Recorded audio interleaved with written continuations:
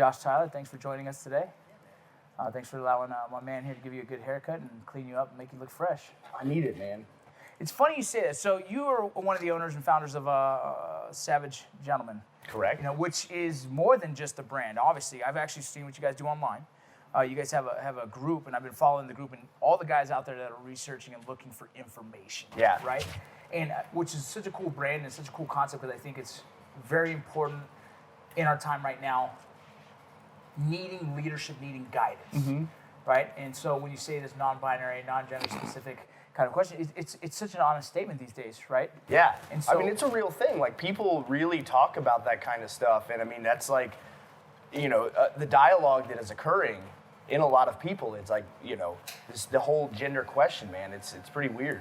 Yeah. No, for sure. And so in your Savage Gentleman brand, is this something that you guys are trying to bring out? Is what is really this Savage Gentleman? Because obviously the name itself is almost like, hey, this is a type of man, right? Yeah. You know, the toxic masculinity conversation Right. kind of comes to play with that, right? And so my thought is, what was the vision of naming it that and creating this kind of brand following? Well, I mean, obviously, Savage Gentleman in itself is an oxymoron, right? I mean, they're two opposite things, which I think is really accurate for the dichotomy of the male existence. You know what I mean? Like we're both. You know what I mean? 100%. Like, dudes are both. We can be savage. We can also be gentlemen. The ideal is figuring out, you know, how and when to be each. And that's the idea of Savage Gentleman. It's not this, you know, standard archetype. You know, it's not a specific, this isn't what it is. You know, it's this aspirational idea of like where we should be going as men. It's funny because society likes to put us in a bubble. And I think that starts kind of in our father's generation. Yeah. You know, or even before that, really. The masculine men don't cry. Masculine men are strong. They're never weak. They don't show emotion. Right? And I think that's kind of my father's era. That's that's how I was raised. And society continued to believe that we are in that box. But as much as we might be a part of that, we aren't necessarily only that, right? Right. Well, it's super limiting, right? And I think, you know, there's some dangers that arise if you start putting limitations on who and what we can be and how we can be. And it's like, look, man, just fucking be a good dude. You know what I mean? End of story. Just be a decent dude, whatever that looks like. It's like, man, I don't care what you do with your hair. I don't care what clothes you wear or what car you drive. Like, none of that shit matters. Right. It's like, man, what are you doing to make the world around you better? And I think a Savage Gentleman is trying to do that, you know, but he has to be savage to get it done.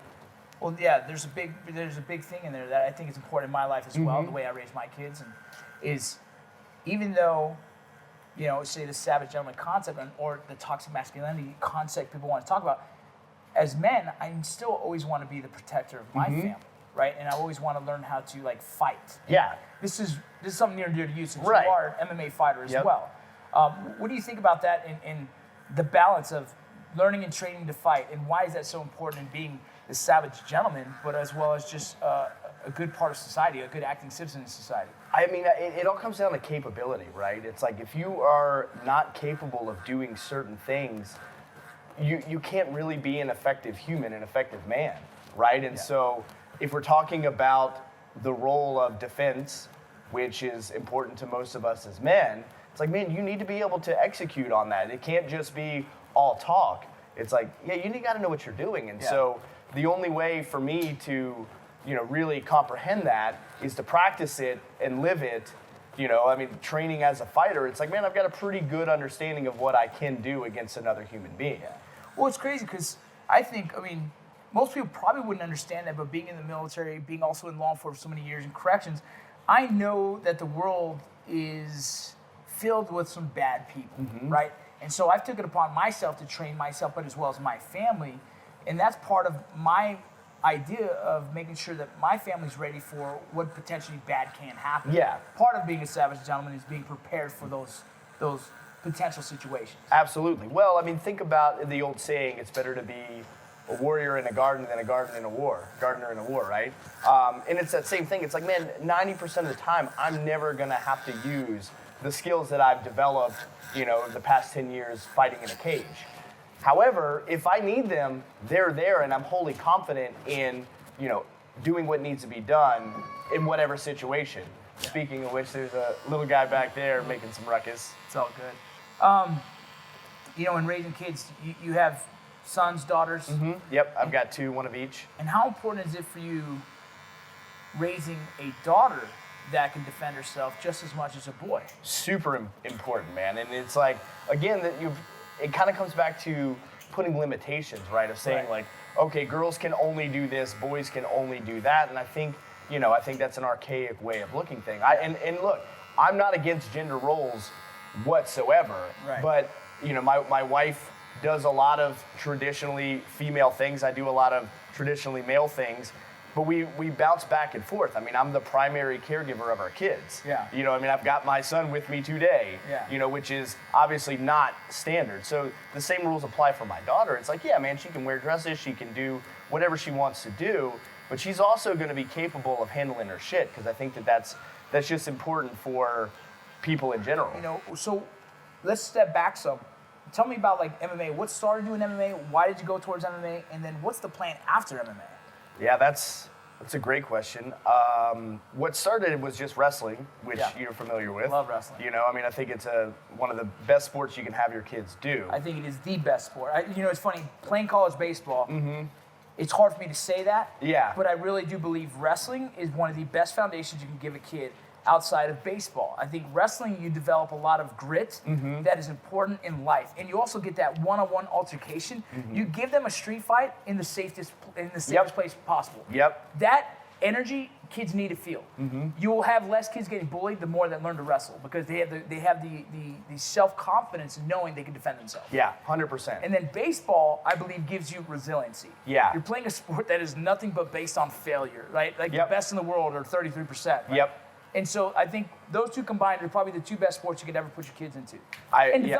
Developing them in the future, right? To be for life. To give them as much, you know, life experience you can in a safe environment. Because it's like, look, man, you know, I want my kids to learn and I want them to grow, which means they need to be tested. Right. But, dude, I don't want to just dump them off in a war zone and say good luck. You know, so I think athletics, you know, wrestling and baseball in particular are really good environments to cultivate some of those skills they'll need later on. Right, well, think about this. How do you train a special operations guy for war? You make them uncomfortable in other ways. I can't shoot live bullets at him. Well, you can if you're in Russia. So you can't shoot live bullets at him, but I can make sure that he's stressed out in other ways, mentally, physically. So he can't eat. Maybe he doesn't sleep well. It's totally exertion, you know, total exertion. So those are the ways you stress them out. The same way as kids in sports. You put them through it. Yep. So that was kind of my athletic career. I played football, baseball, and wrestling up through high school. Realized that I wasn't very good at baseball. I wasn't big enough to play football, so wrestling was going to have to be my go-to for college. Yeah. So wrestled through college.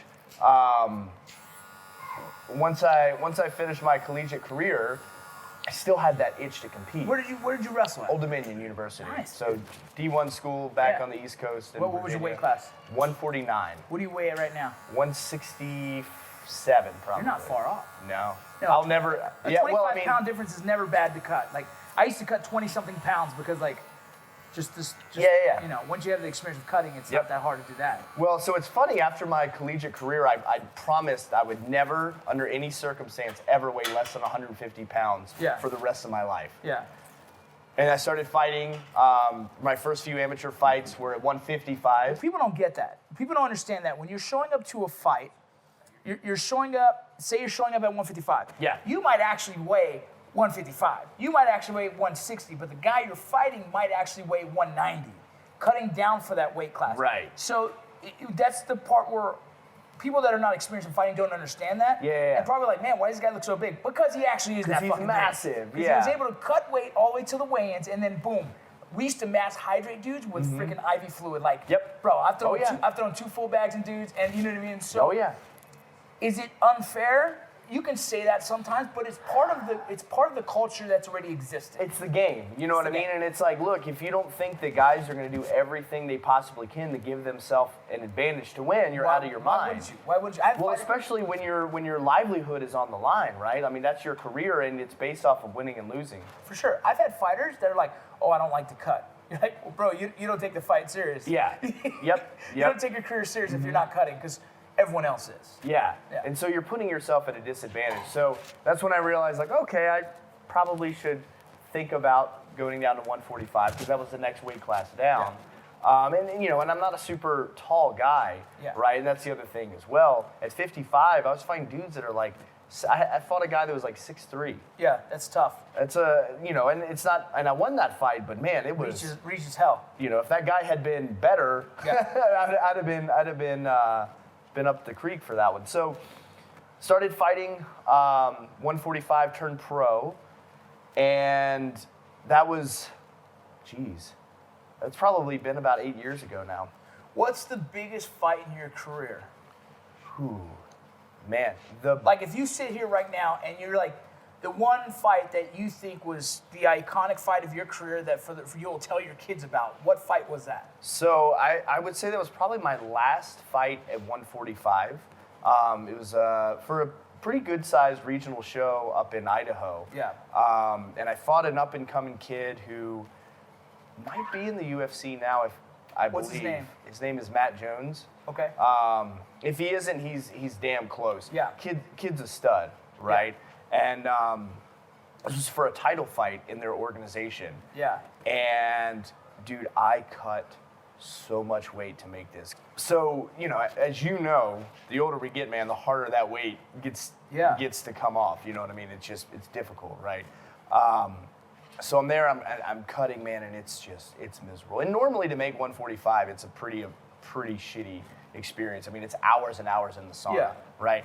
So 8 hours in the sauna, the weight's not coming off anymore.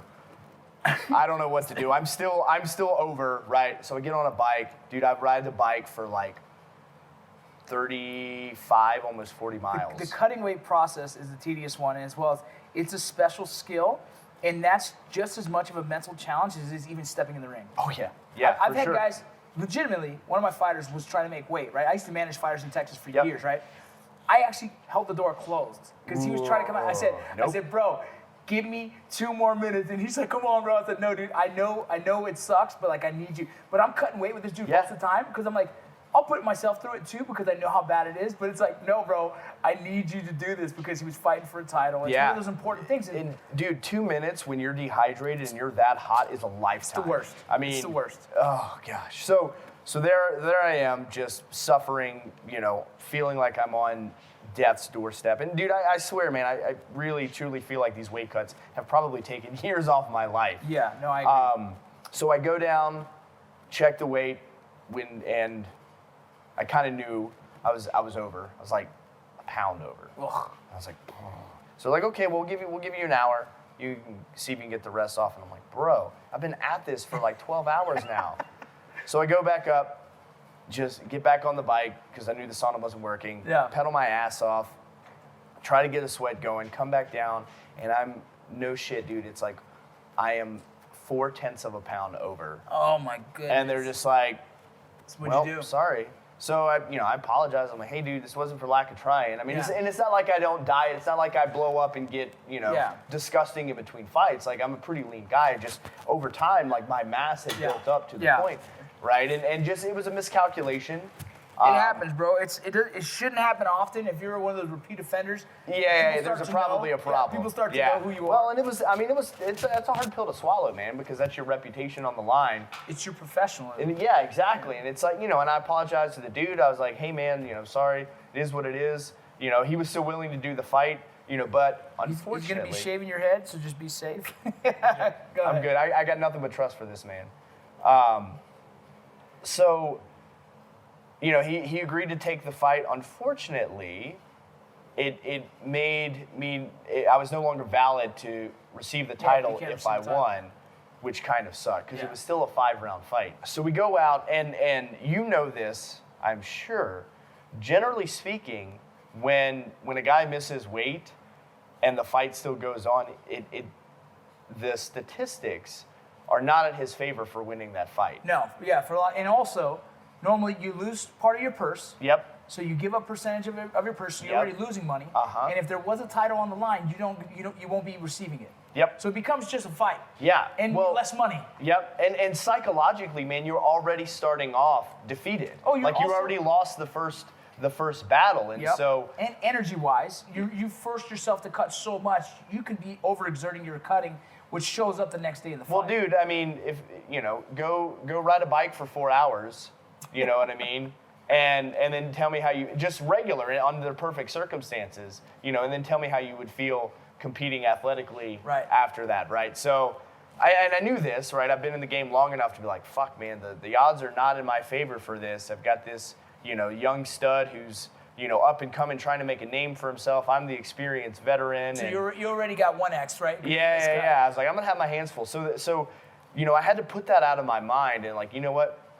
This is the fight, right? And this is what I came to do. And there was a point on the phone with my wife. I was like, I'm done. Like that's it. Like I'm not even gonna do this fight. Like as I was cutting weight, I told her I was like, yep, no, I'm over this. Like, I'm just going to tell him fuck off and I'm going to come home. That's the mental side of cutting that happens, right? You start doubting everything. Dude, you're putting yourself through the hell. And so I've had guys do the same thing. They're like, hey, man, let's just give up. Like, I can't make it. I don't even care. I don't even care about the fight. Like literally, I was like, you know what? I'm just done fighting altogether. Not just this fight, but all of it. Just like, fuck it, this isn't worth it.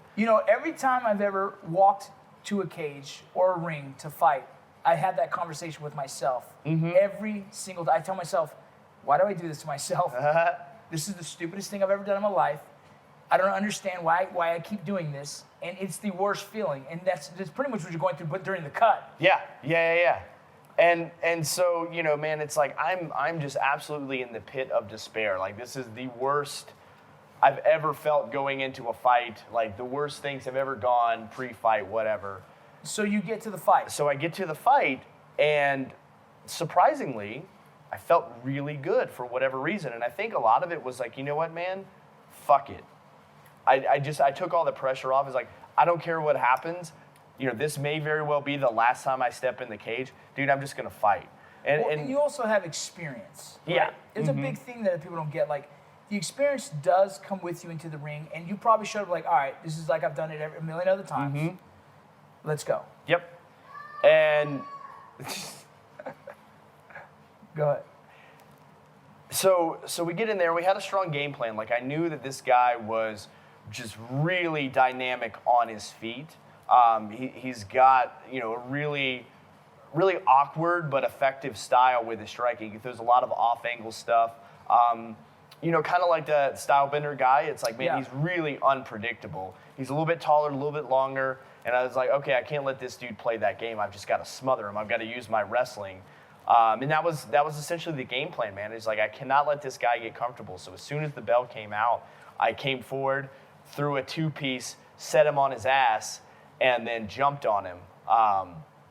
And so that was pretty much the recipe for most of the fight, was just like, be on top of this guy. Now, the thing that I didn't account for is actually he was a lot better on the ground than I anticipated. So I thought that once I had him on the ground, I would just manhandle him. And man, he put up a hell of a fight. Like caught me actually in a triangle that I had to work out of, and reversed a couple of positions. So it was a good back and forth fight. Did this go the distance? Yeah, it went all 5. So again, after that hellacious weight cut, now I've got you're going 5 rounds. 25 fucking minutes with this kid who just won't go away. Yeah. In the 4th round, he started sensing that, like, okay, I got to make something happen, because I was pretty much dominating. I was controlling the fight, landing some good stuff. So he got a little bit bolder and freaking threw this spinning back kick that I shot right into and just ate it full on in the face. Dude, he split my eye open. I finished the takedown, and now I'm just bleeding everywhere. Yeah. And I'm like, oh, fuck, I hope this isn't bad. So now there's blood everywhere, and now I know, like, okay, man, now I'm cut, so... It changes game plan. A little bit, because, I mean, even if it doesn't bother you, the way that affects the judging is... You have to factor that in, and that's something that a lot of fighters, I don't think, really take into account. It's like, man, how you feel and how the fight is being perceived are two totally different things. You got to think about it. They don't know all the small intricacies. Half of those judges have never fought in their life. They're just judges. And so when they see you bleeding and he's not, already in their heart, wow, you're losing. Yep. You're taking the worst of it. And so, there is this level of man, almost showmanship right? That like no matter how much you're hurting or how tired you are, whatever, it's like, man, you got to game face that because that's going to weigh in the judge's mind. 100%. They're going to look at you and like you might be beating this dude's ass, but if you look like you're about to fall over and die, in their mind, the other dude is winning. Yeah. So I was like, okay, man, I've really got to step this shit up. And so now, even though I'm exhausted, even though it's like, fuck, I just want to be done with this. It's like, all right, if I want to win this thing, I've come this far. It's like, man, I've got to just, step on the gas pedal and just be relentless with my pressure on this guy. And so I did. And we went the distance, and I ended up winning by decision. Great. And, that was one of those fights where I was like, man, because that was something that I've always struggled with is kind of coming back from the brink of disaster, right? Yeah, it's like once it starts coming off the rails, yeah, I've never been able to get it back, and this was one of the few times that I was able to. Well, that's a lot of adversity, a lot of issues, and then coming out and getting the win off an opponent that potentially is going to be fighting in the UFC, or if not is in the UFC now, that's a really good win. Yeah, no, so that was a good one, and I had kind of resolved, I was like, never again, dude, I'm fucking over this stupid sport. And literally not 5 minutes later, an opportunity for another fight came up. And without hesitation, I was like, yep. And I'm like, you dumb motherfucker. Like, you literally were just telling yourself. So that was good. So that's your big win. Yep. Tell me about your first loss. Ooh, that was a shitty one, man. I was undefeated. I was 10-0. That makes it even harder, doesn't it? Dude, it was brutal. Well, because I thought that was going to be kind of my meal ticket, right? Like I was going to be this undefeated fighter, and that was how I was going to make a name for myself. That's how everyone has it, right? Yep. It's funny how you build your rank so high, every time you win another one, you're putting yourself in a position that might be life-changing. Mm-hmm. My brother-in-law was in a very similar position. He had one more fight before he fought for a heavyweight title. And that fight, he got knocked out, and it changed his whole career. Yep. And so tell me about your loss. So another title fight at an organization, and they were having a hard time finding guys for the event. So the opponent changed like 6 times. Which makes it harder. Yeah, kind of. Well, there's a lot of fight strategy, dude. Yeah, Straight up, yeah. there is. Sure. Like, you can be fighting a 6'4" fighter or a 5'9" fighter. It changes game plan. Yeah. And so that alone, I think good fighters just train to fight. Right. Plain and simple. You're well-rounded no matter what. It's a mixed martial arts Yeah. match.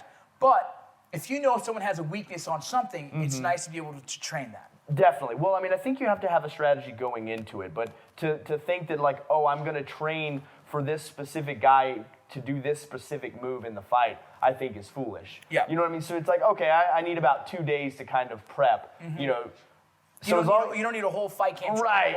Yeah, but it is nice to have some information. So they found this guy. He had a decent record. I think he was like 6-3 professionally. So, he had more fights at the time than I did. But looking at, there wasn't a ton out there, and he didn't give me an impression that he was that great of a fighter. But it's like, whatever, dude, it's a title fight. I'm taking this guy seriously.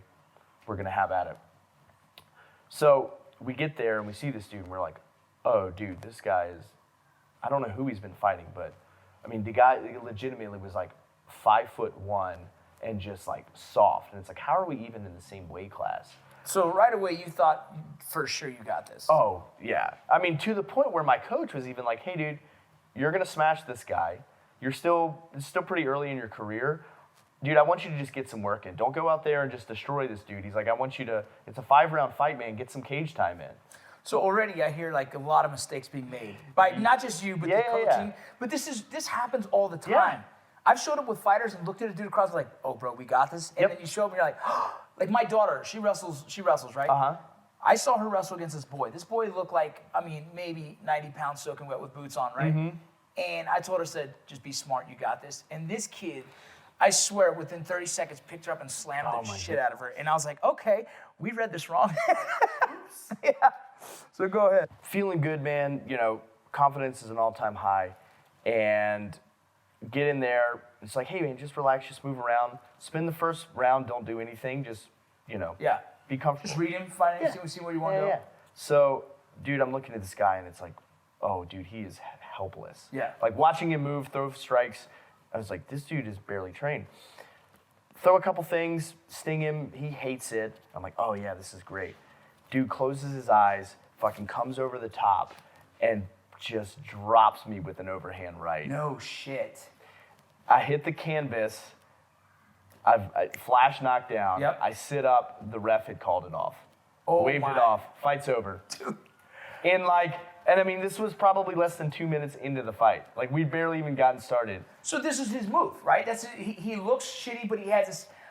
He's got dynamite in his hands. Well, I actually, having seen him fight, he just got lucky. Like, dude, it happens. I mean, it was pure. He closed his eyes, pure dumb luck. You know what I mean? Like, but hats off to him. He did what he needed to do, and I played the game wrong. Yeah. You know what I mean? Like, I didn't go in there with the right mindset, and I paid for it. And the reason I ask this question is, how do you come back from loss, and not just loss in a fight, in life? Does that show you? It's kind of I think that's why I love fighting so much. I think it teaches people the most honest version of life. Even when things are going good, shit can go bad, right? Like, in a fight, there is no guarantee. There is no, like, I hate when people used to tell me, oh, bro, you got this. It's like, you say that because you've never done this. Because, no, I never know I got this. I always think, like, oh, my God, I might get knocked out, right? And that's in my head. Yep. Because I know the truth of fighting. Anything happens, just like in this fight. Anything happens. Yep. And so, coming back from loss, obviously it's hard, but is this something that you've learned now and accept, and is this something that you take with you in life now?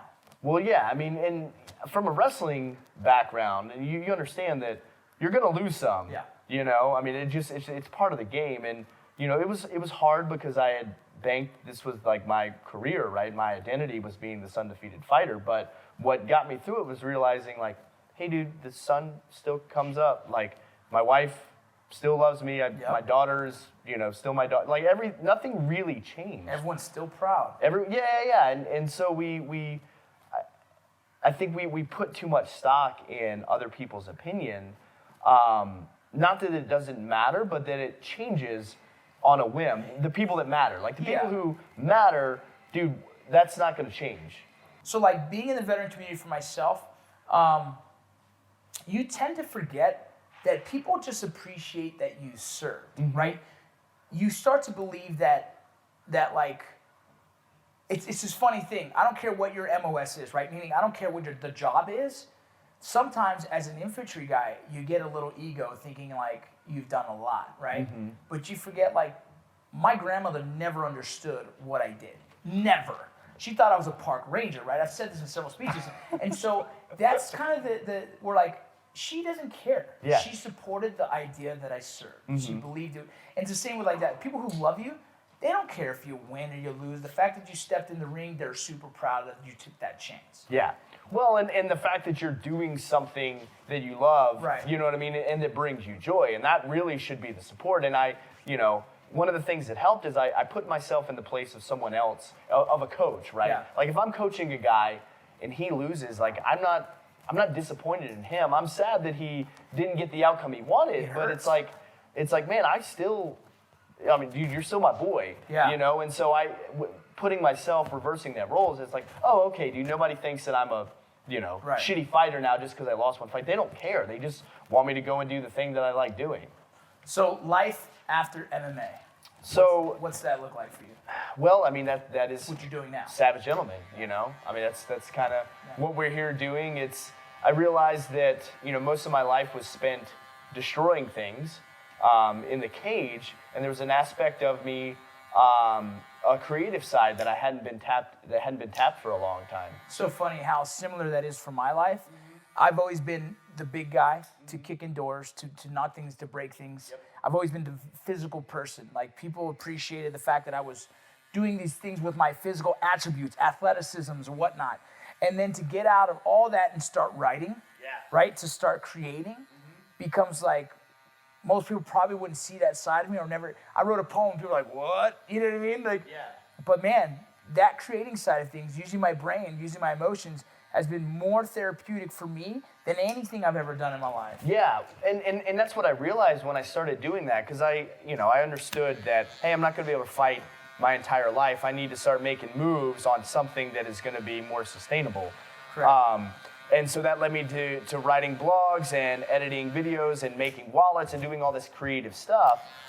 And I was like, oh, dude, this is what I've been missing for a while. Like, this is something, no wonder I've been feeling weird and out of place. It's like, man, I love fighting, I love training, but you know, we're more complex than just a one-trick pony, right? And so we need to be cultivating it all.